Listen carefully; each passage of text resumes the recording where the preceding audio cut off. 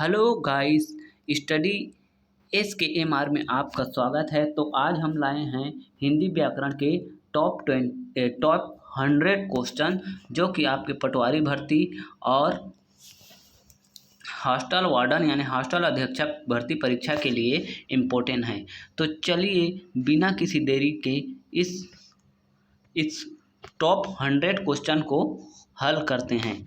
तो पहला क्वेश्चन दिया है कि निम्नलिखित में आयव्यय ध्वनि किसे कहा जाता है। ऑप्शन ए अनुस्वार, अल्पप्राण, घोष या महाप्राण। तो राइट आंसर क्या हो जाएगा इसका? ऑप्शन ए अनुस्वार। ठीक है, इसका अनुस्वार हो जाएगा। ठीक है, नेक्स्ट क्वेश्चन देखते हैं। प्रश्न क्रमांक दूसरा कि व और फ किस प्रकार के वर्ण हैं। व और फ किस प्रकार के वर्ण हैं? दंतोष्ठ्य, अनुनासिक या तालव्य या कंठोष्ठ। तो राइट आंसर इसका क्या हो जाएगा? ऑप्शन ए दंतोष्ठ। ठीक है, नेक्स्ट प्रश्न देखते हैं। प्रश्न क्रमांक 3 है कि ध्वनि किसकी लघुत्तम इकाई है। शब्द दिया है, भाषा दिया है, वर्ण दिया है, अक्षर दिया है। तो राइट आंसर इसका हो जाएगा भाषा की। ठीक है, ब इसका राइट आंसर हो जाएगा भाषा की। ठीक है, नेक्स्ट क्वेश्चन देखते हैं कि इनमें से कौन सा प्रश्न क्रमांक 4 है। इनमें से कौन सा स्पर्श व्यंजन है? कुवर्ग, पुवर्ग, तुवर्ग या इनमें से सभी। तो राइट आंसर हो जाएगा ऑप्शन द, इनमें से सभी। ठीक है, नेक्स्ट क्वेश्चन देखते हैं। प्रश्न क्रमांक 5। प्रश्न क्रमांक 5 में है कि का कौन सा व्यंजन है? तालव्य, दंत्य या मूर्धन्य या कंठस्य। तो राइट आंसर हो जाएगा ऑप्शन द, कंठस्य। ठीक है, नेक्स्ट प्रश्न देखते हैं। प्रश्न क्रमांक 6वां देखते हैं कि उच्चारण स्थान की दृष्टि से क वर्ग के सभी वर्ण क्या कहलाते हैं? तालव्य, कंठस्य, मूर्धन्य या दंत्य। तो राइट आंसर हो जाएगा इसका ब हो जाएगा, कंठस्य। ठीक है, नेक्स्ट क्वेश्चन देखते हैं। प्रश्न क्रमांक 7। प्रश्न क्रमांक 7 में दिया है कि निम्नलिखित ध्वनियों में से कौन सा वर्ण ओंठस्य नहीं है, यानी होंठ से नहीं चिपकते हैं। ठीक है, बोलते समय। तो म चिपकता है, प ये भी चिपकता है और फ भी चिपकता है। तो इसका राइट आंसर क्या हो जाएगा? यहाँ पर ऑप्शन द रहेगा। द टाइपिंग में मिस्टेक है, तो द इसका राइट आंसर इनमें से कोई नहीं। ठीक है, क्योंकि म और फ और प ये तीनों क्या है, होंठ से चिपकते हुए रहते हैं, इसलिए इसको होठस्य ध्वनि भी कहते हैं। ठीक है, नेक्स्ट प्रश्न देखते हैं। प्रश्न क्रमांक 8 कि निम्नलिखित ध्वनियों में से कौन सा वर्ण होठस्य है, यानी होंठ से चिपकते हैं। तो ट, ब, त या न्य। तो इसमें क्या है? ऑप्शन क, यानी ब चिपकता है, यानी इसका राइट आंसर का हो जाएगा ब, इसका राइट आंसर। ठीक है, नेक्स्ट क्वेश्चन देखते हैं। प्रश्न क्रमांक 9वां। प्रश्न क्रमांक 9 में है कि निम्नलिखित वर्णों में कौन सा मूर्धन्य है?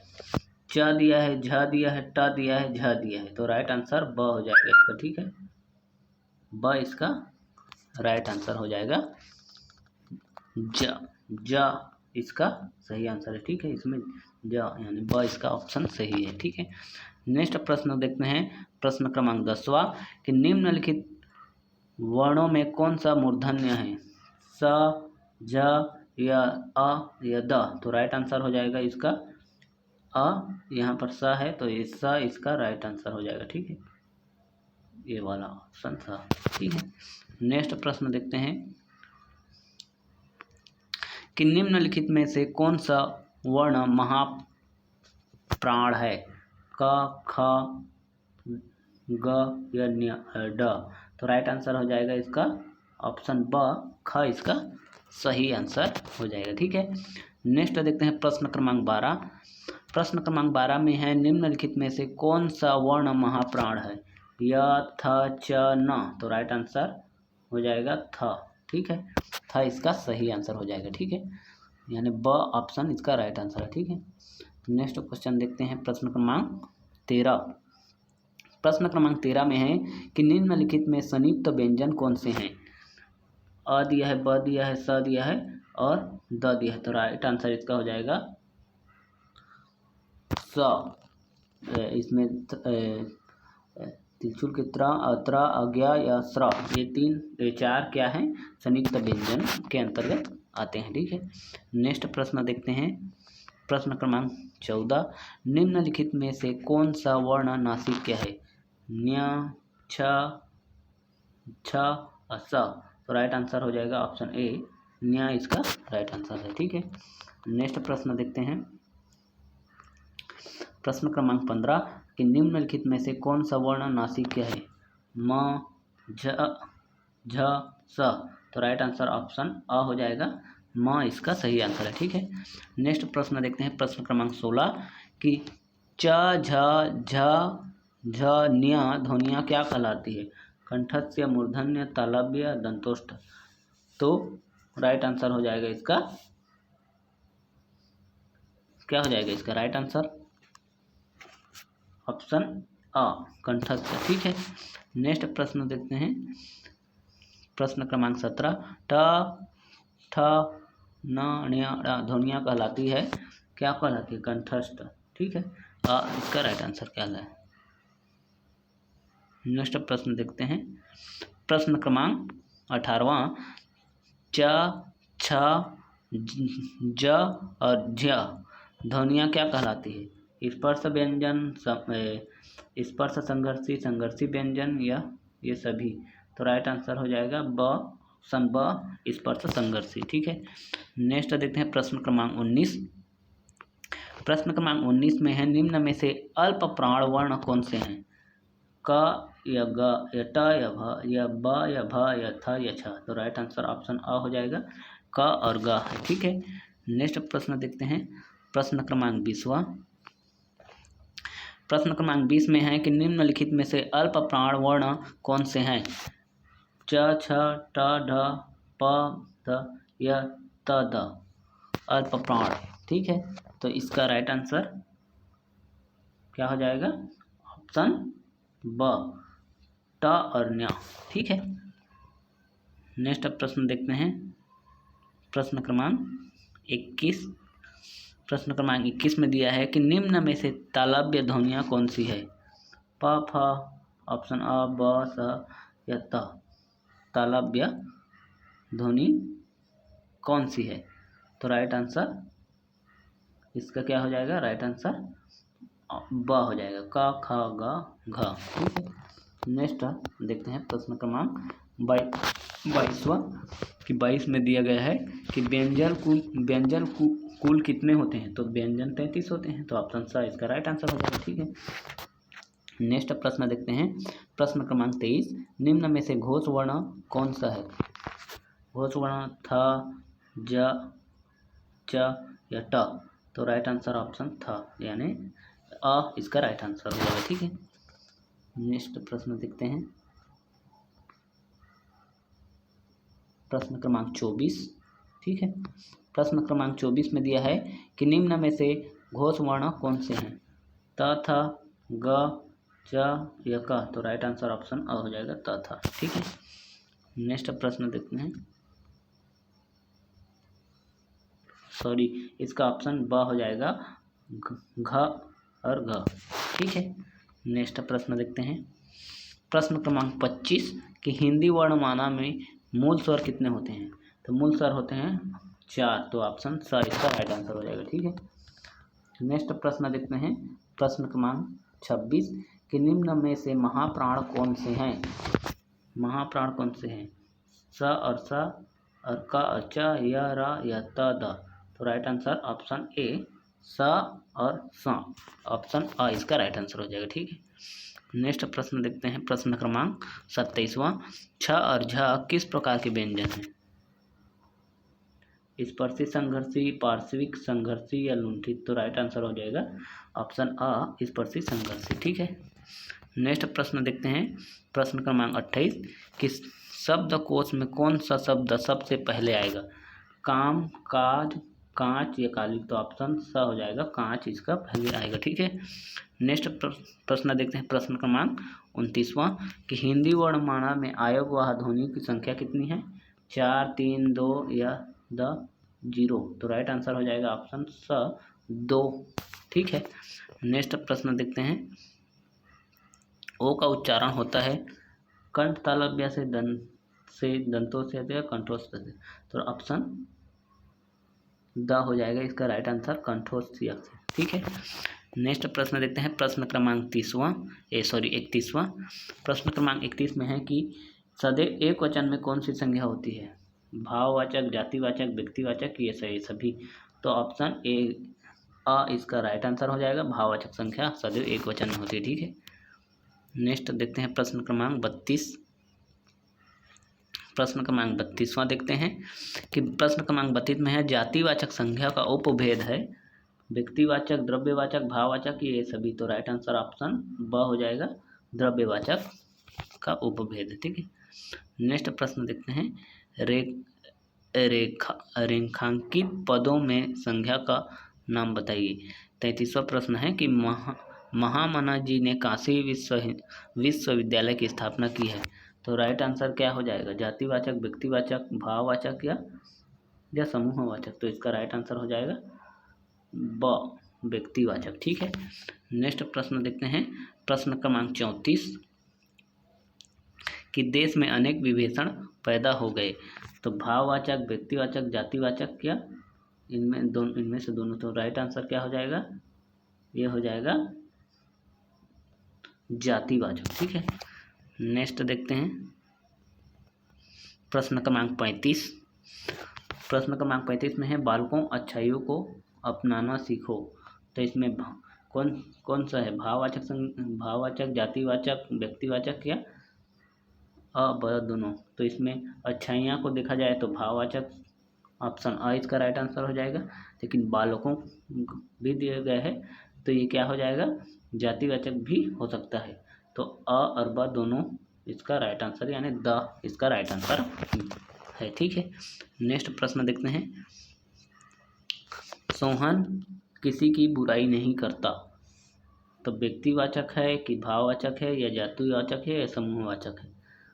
तो सोहन क्या है, एक व्यक्ति है, तो ये व्यक्तिवाचक भी वाचक भी हो सकता है। बुराई क्या है, एक भाव है, तो ये भाववाचक भी हो सकता है। तो इसका राइट आंसर यहाँ पर है भाववाचक में। ठीक है, बुराई करता है तो भाववाचक, ऑप्शन ब इसका राइट आंसर हो जाएगा। ठीक है, नेक्स्ट प्रश्न देखते हैं, प्रश्न क्रमांक 37वां पांडव दुर्योधन की चालों से को समझ गया। व्यक्तिवाचक, भाववाचक, जातिवाचक या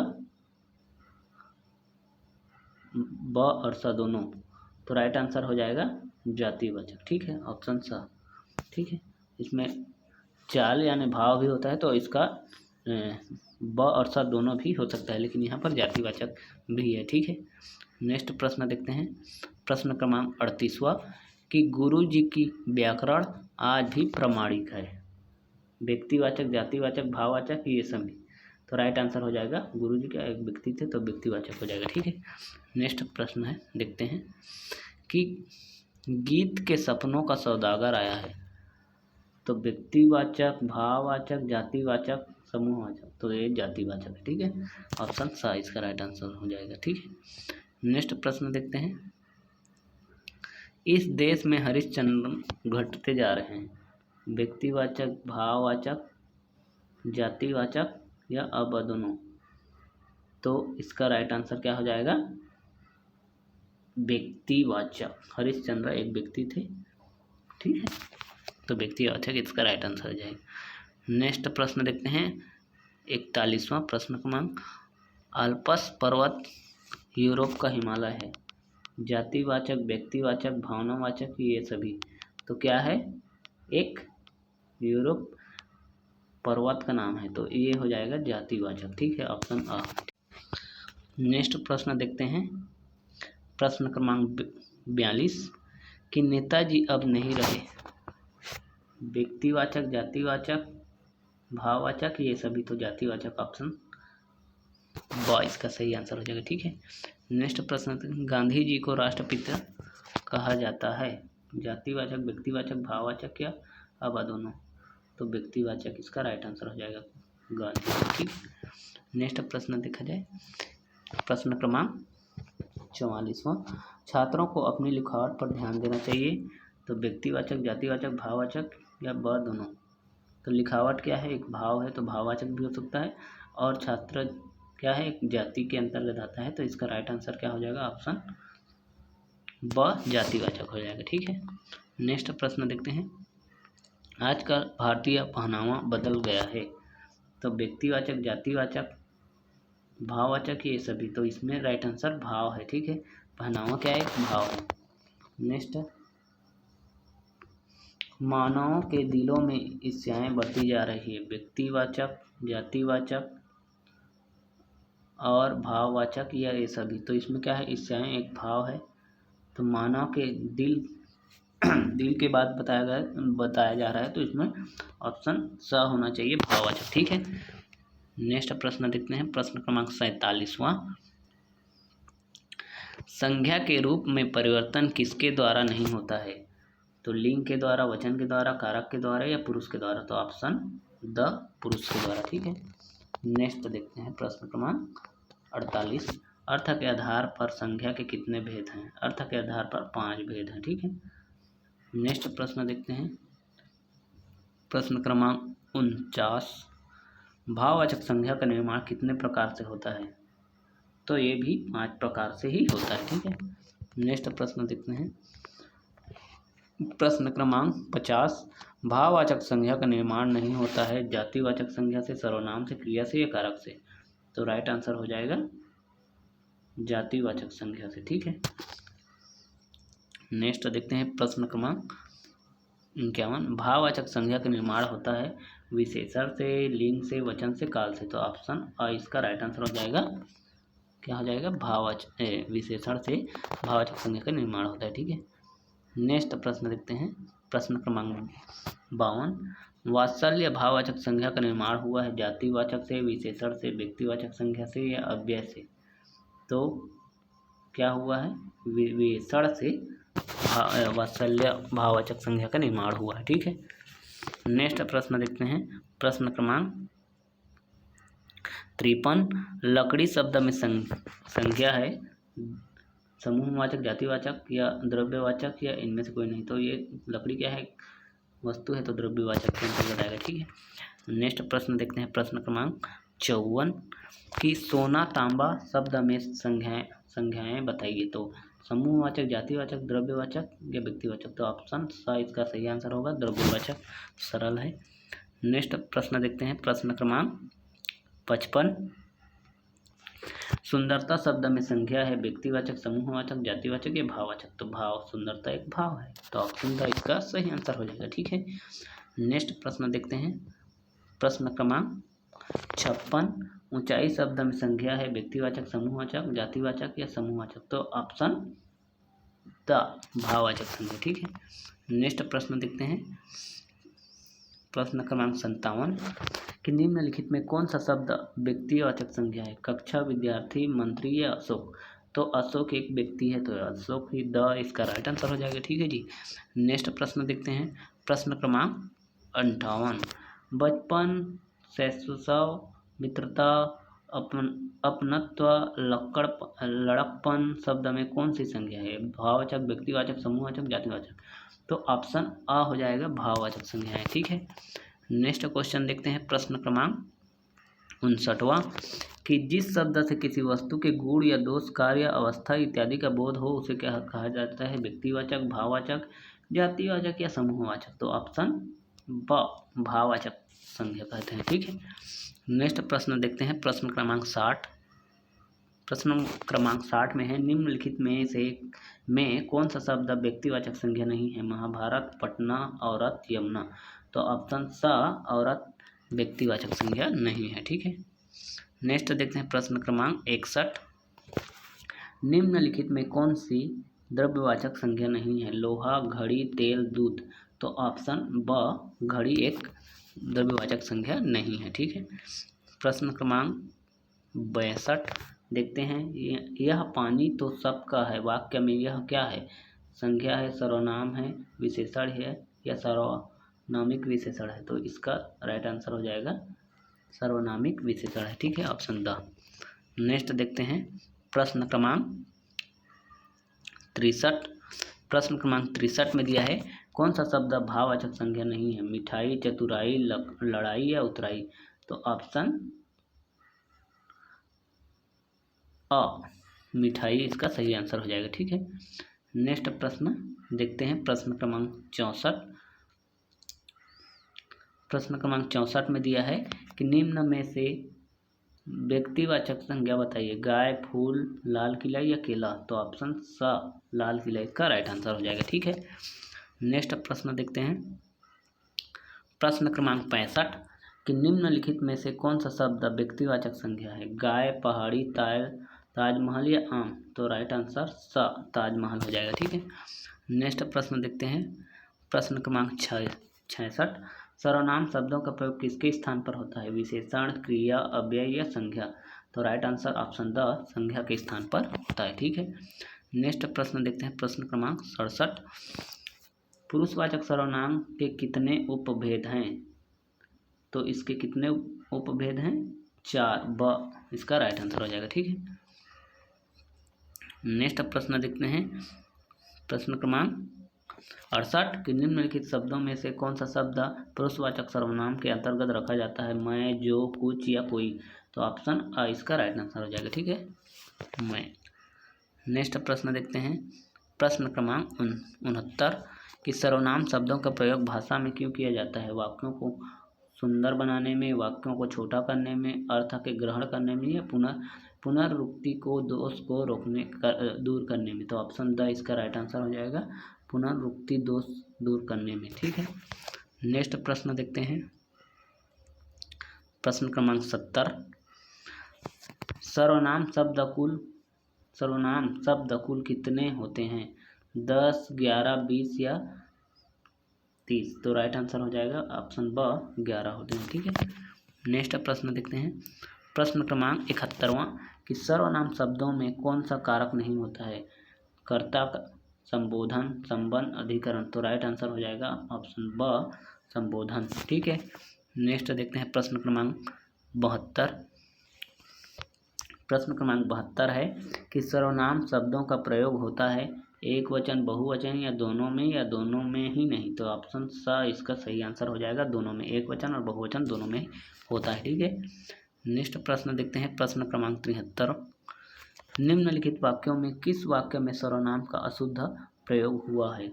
वह स्वयं यहाँ नहीं आना चाहती, आपके आग्रह में पर मैं दिल्ली जा सकता हूँ, मैं तेरे को एक घड़ी दूंगा, मुझे इस बैठक की सूचना नहीं थी? तो ऑप्शन स इसका सही आंसर हो जाएगा मैं तेरे को एक घड़ी दूंगा। इसमें क्या है? सर्वनाम का अशुद्ध प्रयोग हुआ है। ठीक है, प्रश्न क्रम अब नेक्स्ट देखते हैं प्रश्न क्रमांक 74 कि आपको यह काम करना है। तो ये निश्चयवाचक है, अन्य पुरुष है, संबंधवाचक है या निजवाचक है? तो ये क्या है? निश्चयवाचक है, काम करना ही पड़ेगा, तो निश्चयवाचक के अंतर्गत ऑप्शन अ इसका सही आंसर हो जाएगा। ठीक है जी, नेक्स्ट प्रश्न देखते हैं आप कहाँ तक पढ़े लिखे हैं? तो इसमें उत्तम पुरुष, मध्यम पुरुष, निजवाचक या अन्य पुरुष? तो ये क्या है? ऑप्शन ब मध्यम पुरुष के अंतर्गत आता है। ठीक है, नेक्स्ट प्रश्न देखते हैं प्रश्न क्रमांक 76 जो आया है सो जाएगा। तो इसमें संकेतवाचक, संबंधवाचक, निश्चयवाचक, निजवाचक? तो ये ऑप्शन ब संबंधवाचक के अंतर्गत आता है। ठीक है जी, नेक्स्ट प्रश्न देखते हैं प्रश्न क्रमांक 77 वह इधर ही गया होगा। संकेतवाचक, संबंधवाचक, निश्चयवाचक या निजवाचक? तो ये क्या हो जाएगा? ऑप्शन स निश्चयवाचक के अंतर्गत आता है। ठीक है, नेक्स्ट देखते हैं प्रश्न क्रमांक 78वां कोई रो रहा है। संकेतवाचक, संबंधवाचक, अनिश्चयवाचक, निजवाचक? तो ये ऑप्शन क्या हो जाएगा?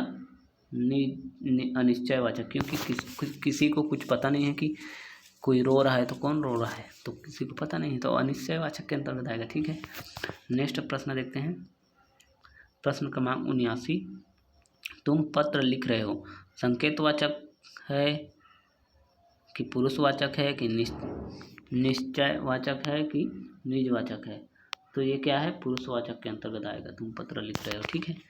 नेक्स्ट प्रश्न देखते हैं, प्रश्न क्रमांक 80।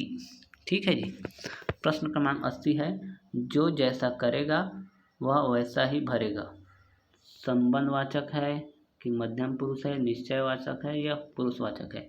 तो इसमें जो जैसा करेगा वह वैसा ही भरेगा, तो इसमें क्या है, ये क्या है, संबंधवाचक के अंतर्गत आएगा। ठीक है, नेक्स्ट देखते हैं,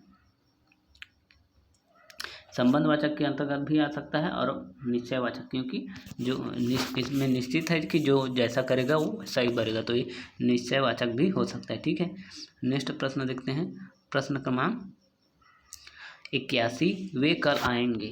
संबंधवाचक, मध्यम पुरुष, अन्य पुरुषवाचक या पुरुषवाचक, तो ये ऑप्शन स अन्य पुरुषवाचक के अंतर्गत आता है। ठीक है जी, नेक्स्ट देखते हैं, प्रश्न क्रमांक 82, मैं कल बाजार जाऊंगी।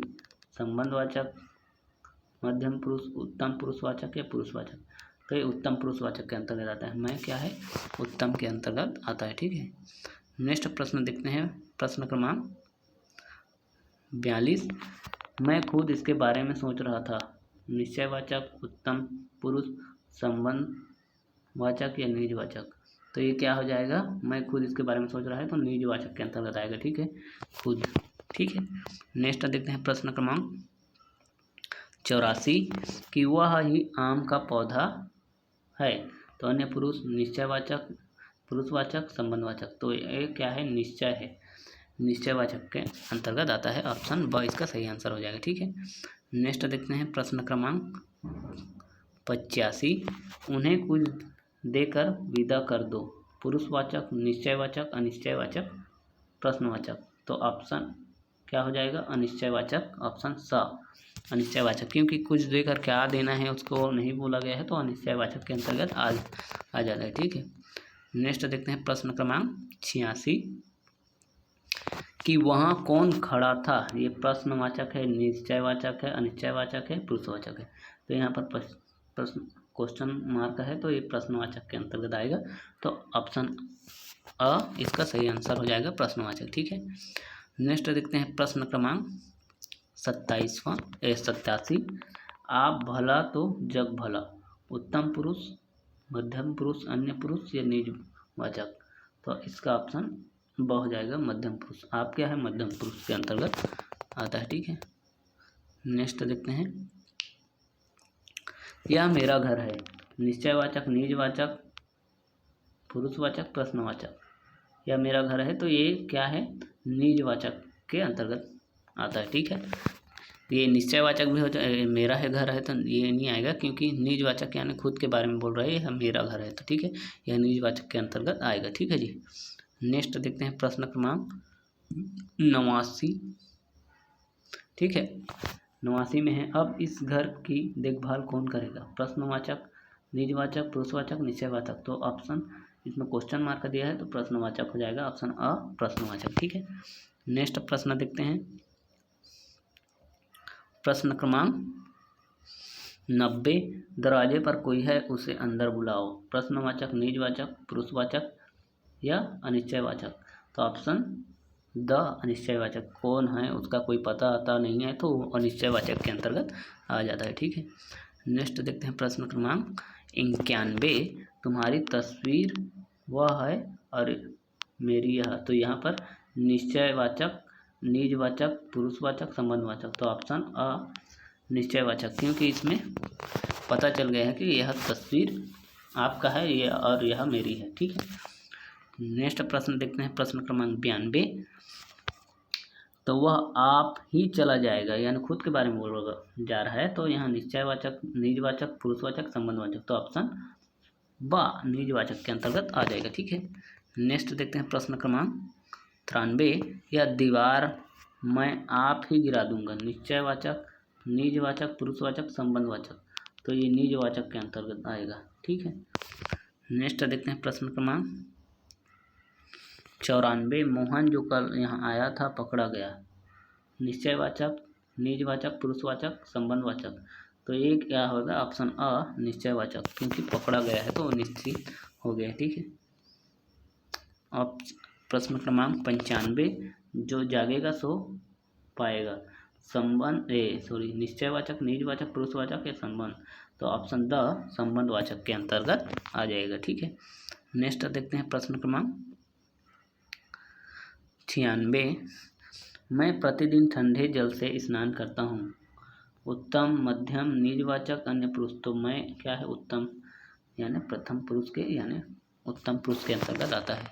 ठीक है, तो ये ऑप्शन आ इसका राइट आंसर हो जाएगा। नेक्स्ट देखते हैं प्रश्न क्रमांक 97, संबंधवाचक सर्वनाम का प्रयोग किस वाक्य में हुआ है? ऐसा लगता है मैं उनसे मिल चुका हूँ, राम की माँ आ रही है, जो जागेगा सो पाएगा, मेरा पेपर कल है। तो ऑप्शन स इसका राइट आंसर हो जाएगा, जो जागेगा सो पाएगा। ठीक है, नेक्स्ट देखते हैं प्रश्न क्रमांक 98, मध्यम पुरुष का प्रयोग किस वाक्य में हुआ है? आप बीमार हो गए थे, मैं आप चली जाऊंगी, वह बीमार है, वह चली गई। तो ऑप्शन आप बीमार हो गए थे, इसका सही आंसर हो जाएगा। ठीक है, नेक्स्ट देखते हैं प्रश्न क्रमांक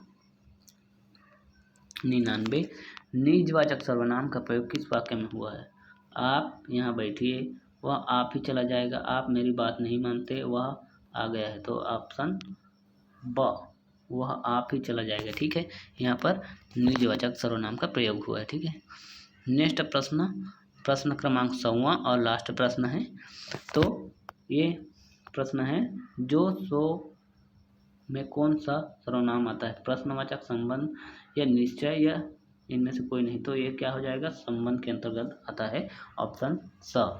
तो ये हुआ आपका टॉप 100 हिंदी व्याकरण का क्वेश्चन, जो कि आपके पटवारी भर्ती परीक्षा और हॉस्टल वार्डन यानी हॉस्टल अधीक्षक भर्ती परीक्षा और व्यापम के अंतर्गत जो भी एग्जाम होते हैं उसके अंतर्गत पूछे जाने पर हिंदी व्याकरण के ये टॉप 100 क्वेश्चन आपके लिए इम्पोर्टेंट हैं। अगर आपको वीडियो पसंद आया होगा तो इस चैनल को सब्सक्राइब करें, वीडियो को लाइक करें, शेयर करें। जय हिंद।